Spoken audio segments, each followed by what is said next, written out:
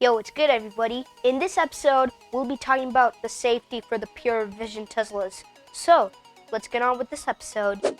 So that's right, guys. Tesla has restored the autopilot features that were temporarily disabled when the pure vision Teslas first delivered, such as smart summon, emergency lane departure avoidance, and now you can go up to 80 miles per hour with autopilot from 75 miles per hour. I'm so glad these features are back, especially emergency lane departure avoidance, because it is an awesome safety feature and it prevents serious accidents.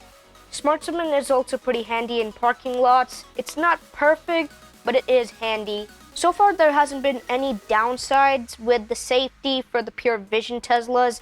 IIHS has completed the tests of the 2021 Tesla Model 3 new camera-based front crash prevention system, which rates superior for vehicle-to-vehicle interactions and advanced for pedestrian interactions. If you'd like to see more details about the safety rating for the pure vision Tesla, I'll give you a link to the website in the description.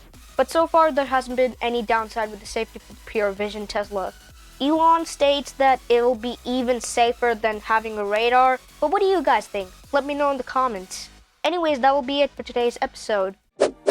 Thanks everybody for watching. Feel free to smash that subscribe button, turn on notifications, hit that like button, leave a comment down below, and see everybody in the next episode.